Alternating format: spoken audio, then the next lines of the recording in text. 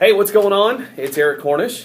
And I'm the Rob from 106.1 KISS FM. And, teaming up. We've got Top 40 and Country hand in hand here on the internet. That's right. And when we're not battling it out on the airwaves, we like to talk about battles that go on our television screens. That's right. It's usually about, wrestling. We watch pay-per-views together. We watch wrestling together quite frequently, and we always talk about what we see on TV. So we wanted to share some of our thoughts with you guys out there listening. Now, I think what everybody's talking about these days is got to be the massive amount of response that Daniel Bryan's getting.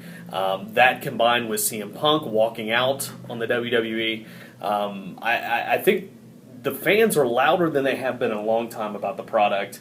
The fans are doing that gimmick that they sometimes do. Like it happened after Wrestlemania last year where they kind of start to steal the show. Mm-hmm. And when they get bored, they let you know. Whether they're chanting the referee's name or chanting announcers' names, they kind of let you know that this is what we like and this is what we don't like, which to me is cool. Right. Well, and to me, I've been on the other side of it, not at that stage, but I've been in a wrestling ring before, and there's nothing worse than people not liking what you're doing. And right. I don't think that's what it is right now. I think sometimes it's boredom. But you've got a passionate group of people, and you can tell Daniel Bryan is where they want this to go. They right. don't want to see the same stuff with Randy Orton and with John Cena.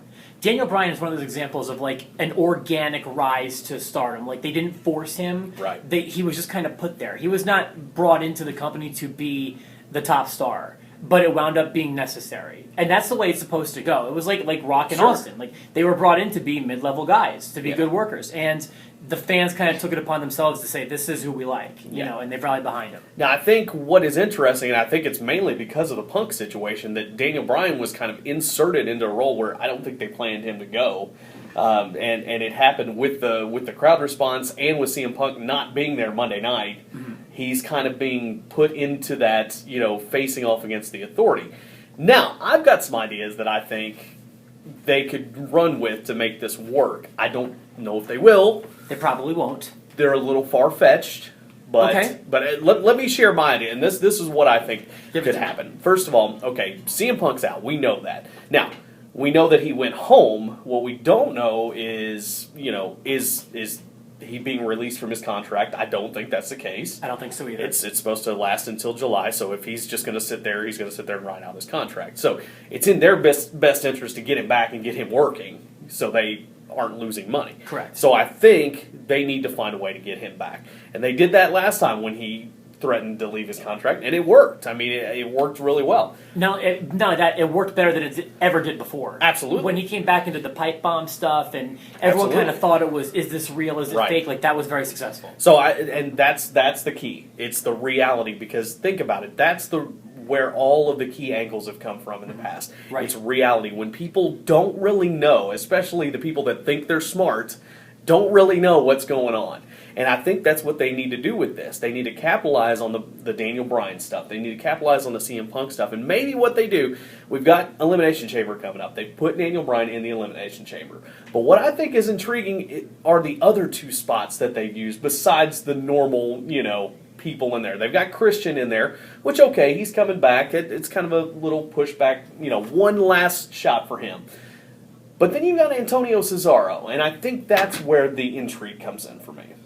Because all he's been used for recently is just kind of a utility guy, a tag team guy, But the crowd's behind him too, and the smart fans know that he's this indie guy, just like Daniel Bryan, just like CM Punk, that has worked his way to get there. So maybe, and this is far-fetched, especially in thinking for WWE. Maybe what they do in this case is find a way to, quote-unquote, screw Antonio Cesaro out of this spot that he doesn't really fit into. Okay. Maybe with the Brock Lesnar. Maybe with somebody else who's in that, in that realm right now. And that just kind of goes away, nobody really thinks about it. Okay? Then you've got Daniel Bryan in that match. I think Daniel Bryan needs to be the last in there with Randy Orton. I think those two need to be the last two in there. Okay. I think Cena somehow gets screwed by the Wyatt family in this deal, and then you end up with Orton. That could be cool. Yeah, I mean, getting him in that settlement chamber. I think the Wyatts beat the Shield. And I think the Shield teases the split like they've been doing for a long time. And, looks like Roman Reigns is stepping out front. Yeah. Well, this will all tie back in once you get to WrestleMania or after, because what you're going to end up with is now Antonio Cesaro, indie guy, who was kind of screwed out of this, but kind of quietly. Okay. Daniel Bryan will somehow lose that match. The fans will get excited, think he's going to win. They did that with Santino a few years ago. Remember that? Everybody actually thought Santino might win this thing. I do remember and that. And then the rug's pulled out from under him. Jericho wins or whatever. Sure. But I think that happens to Daniel Bryan again, and he's relegated back down to a lower card match. And we're sent into WrestleMania with the match nobody wants to see apparently, which is Orton and Batista. Right. Which now, I don't want to see either. Now here's what we've got at WrestleMania. We've got Punk hanging out there. We don't know. We think he's not there at least. Sure. You've got Daniel Bryan, who's been relegated to a smaller match again, maybe even a pre-show match. I wouldn't be opposed to putting him there to really make the fans go, this is horrible, and make them cheer for him even more. Now you've got the Shield splitting up, where everybody thinks Roman Reigns is going to be pushed as a face. But who are the other two guys in the Shield? Seth Rollins, Dean Ambrose. Two guys that also fit that mold. That's true. Okay? Mm-hmm. And did you see the promo that Dolph Ziggler cut on the WWE app? I don't know if you've seen this. I heard it was explosive. It was explosive, and it was him going off on shining the most. Dolph Ziggler, while not an indie guy, definitely fits that mold of being held down. Yeah, Ziggler definitely does for sure. Okay, I'm hanging with there. So here's when WrestleMania comes about, and the entire crowd is going crazy over what they're not getting. Maybe something happens that they go, wow, that's kind of real. These are all guys that have been held down, and they're not the WWE machine. And look, and I don't know what it is. I don't know if we can't have a repeat of the Nexus or the NWO, but it's got to be something that catches people's attention and goes, wait a minute. This is where things are going, and it heads into a feud between those guys and the WWE guys. Again, I don't think they've got enough. I don't think they've got enough smarts to do that, but that would be very cool. That's where I think it could go and be successful. Okay, that's giving them a whole lot of credit. Way too much. I understand that. A lot of they should hire me, and then it would all be better. But here's what I think they should do that is probably more realistic to their capabilities.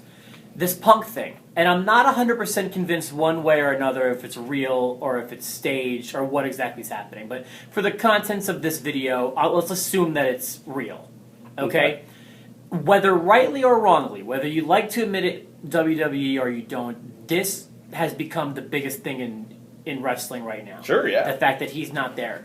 And I had people asking me about this that have never watched wrestling. Right. I had a guy last night at a Super Bowl party. So tell me about this CM Punk Well, it's guy. on TMZ. It's crazy. You know what I mean? It's like in TMZ, it's like the one wrestler they seem to pay attention to is CM Punk. I don't know. Yeah. Don't ask me why. I don't know. And he's become the biggest story in wrestling.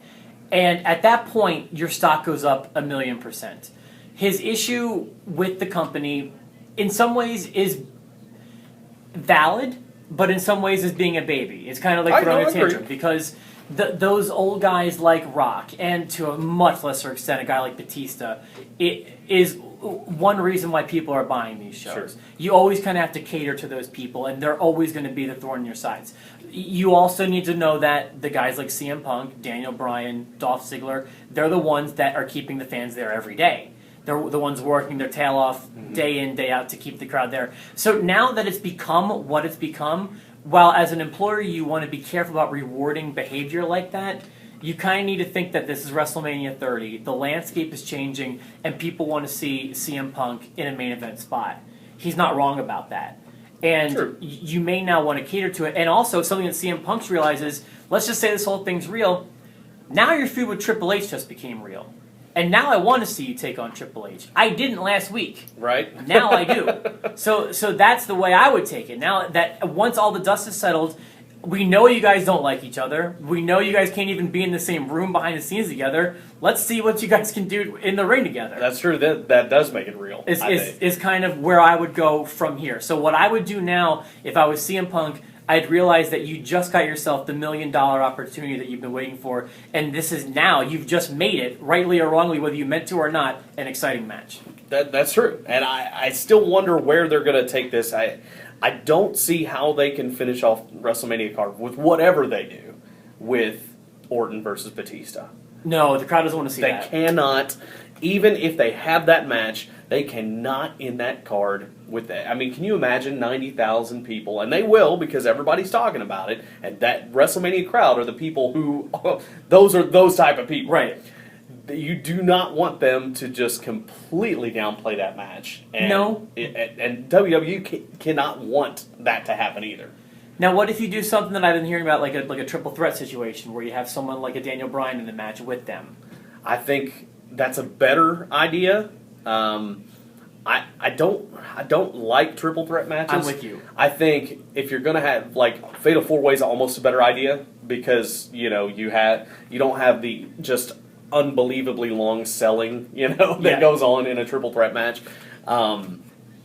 But I don't know what they have to do, but they have to do something. I don't know do you put Undertaker on last with whoever he's going to work? I hope it's Brock. Maybe it's Brock. I don't know, but seeing the way Brock just annihilated the Big Show with a chair. That's been a match I've wanted to see. Maybe I'm a mark or whatever, but since that stupid UFC standoff, I've wanted to see that match. That's true. So I don't know what you do, but the problem is you're going to end up with that kind of reaction. They have to find a way to avoid it and still put on a good show. So, I don't know. I mean, my idea is, yes, a little far-fetched, but I think that might start a new revolution in wrestling, which is what I want to see. Let me ask you this. One final question. So, let's say they decide to bend over backwards to get Punk back. Mm-hmm. And they say, Punk, we'll give you whoever you want at WrestleMania. Who do you want? If you're Punk, who do you pick? Man, I don't know. Like, you shouldn't pick Taker. If I was Punk, I would pick Daniel Bryan. That's what I was thinking. I would. I mean, but is that wasteful for both of them?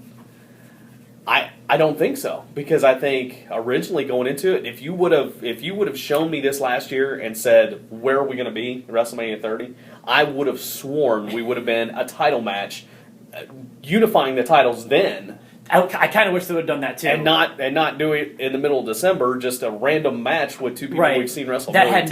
That had no impact. I thought I would have said last year it'll be Daniel Bryan and CM Punk to unify the titles. That's what I would have said a year ago. So why not just put them in there, let them have a great match, let the fans eat it up, and heck, put it on last. I don't know. I mean, so listen to us.